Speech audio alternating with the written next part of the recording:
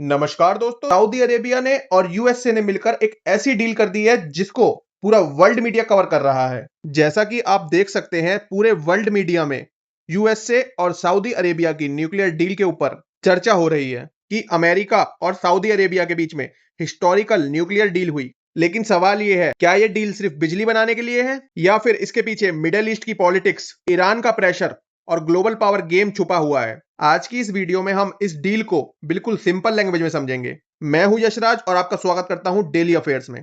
चलिए शुरुआत करते हैं। सबसे पहले समझ लेते हैं कि हुआ क्या है। अमेरिका और सऊदी अरेबिया ने एक civilian nuclear corporation agreement sign किया है। इस डील में अमेरिका सऊदी अरेबिया को पीसफुल न्यूक्लियर एनर्जी डेवलप कराने में हेल्प करेगा। इसमें American companies reactor technology, engineering और टेक्निकल सपोर्ट भी प्रोवाइड करेंगी। और ये सिर्फ एनर्जी का प्रोजेक्ट नहीं है, ये दोनों कंट्रीज के बीच एक लॉन्ग टर्म स्ट्रेटेजिक पार्टनरशिप बनाने का एक इंपॉर्टेंट स्टेप है। अब बहुत लोग सोच रहे होंगे, न्यूक्लियर नाम आते ही बॉम्ब या फिर वेपन याद आते हैं, लेकिन यहां बात हो रही है सिविलियन न्यूक्लियर एनर्जी की। मतलब इस टेक्नोलॉजी का यूज इलेक्ट्रिसिटी जनरेट करने में होगा। सऊदी अरेबिया इससे अपना डीसैलिनेशन प्लांट भी चलाना चाहता है, यानी समुद्र के पानी को पीने लायक बनाना। और सबसे इंटरेस्टिंग बात, न्यूक्लियर पावर कोल और ऑयल के कंपेयर में काफी कम कार्बन एम्बिशन करती है, इसीलिए काफी कंट्रीज इसको एक क्लीन एनर्जी मानती है। अब सवाल ये आता है कि सऊदी अरेबिया के पास इतना सारा ऑयल होने के बावजूद फिर न्यूक्लियर एनर्जी की जरूरत क्या है? रीजन काफी सिंपल है।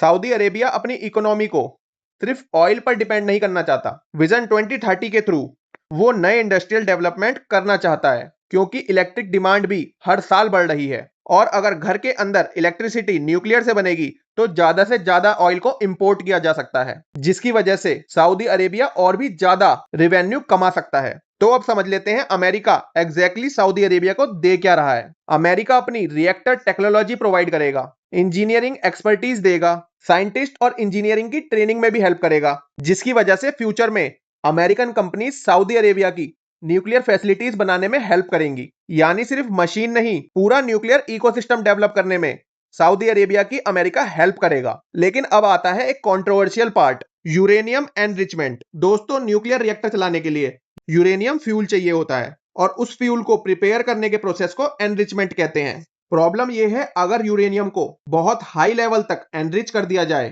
तो थ्योरेटिकली उससे न्यूक्लियर वेपन भी बनाया जा सकता है। इसी वजह से कुछ लोगों का डाउट है कि अमेरिका कहीं सीक्रेटली सऊदी अरेबिया को न्यूक्लियर टेक्नोलॉजी तो नहीं दे रहा जिससे वो कल को ईरान के खिलाफ यूज कर सकता है। तो यही एक बहुत बड़ा कंसर्न माना जा रहा है। इस वजह से इस स्टोरी में एंट्री होती है ईरान की। सऊदी अरेबिया और ईरान की लड़ाई कोई आज की नहीं है। दोनों कंट्रीज सालों से मिडिल ईस्ट में अपने अपने इन्फ्लुएंस के लिए एक दूसरे से कंपीट कर रही हैं। बट ईरान का न्यूक्लियर प्रोग्राम पहले से काफी एडवांस माना जाता है और इसी वजह से सऊदी अरेबिया अपना न्यूक्लियर प्लांट पहले से ही बिल्ड करना चाहता है फ्यूचर के लिए। और इसी पॉइंट की वजह से दुनिया के कई एक्सपर्ट इस डील को सिर्फ एनर्जी प्रोवाइडिंग डील नहीं मान रहे, बल्कि एक कंसर्न जता रहे हैं कि अमेरिका सीक्रेटली सऊदी अरेबिया को न्यूक्लियर पावर नहीं बना दे। इसी वजह से इसको एक एनर्जी डील की जगह एक जियोपॉलिटिकल मूव भी माना जा रहा है। अब सवाल अमेरिका से भी बनता है, आखिर अमेरिका ने इस डील को क्यों किया? अमेरिका का क्या फायदा है? सऊदी अरेबिया अमेरिका का एक स्ट्रेटेजिक पार्टनर माना जाता है। दूसरा, मिडिल ईस्ट में चाइना और रशिया का इन्फ्लुएंस बहुत ज्यादा तेजी से बढ़ रहा है और इसी वजह से अमेरिका नहीं चाहता कि सऊदी अरेबिया भी इन दोनों कंट्रीज के साथ अपना टाई अप कर ले। इसी वजह से मिडिल ईस्ट में अपना इन्फ्लुएंस बनाने के लिए अमेरिका ने सऊदी अरेबिया के साथ ये डील की है। और बाकी अमेरिकन न्यूक्लियर कंपनीज का तो इसमें फायदा है ही। अब बात कर लेते हैं सारी कंट्रीज को आखिर मेन दिक्कत क्या आ रही है।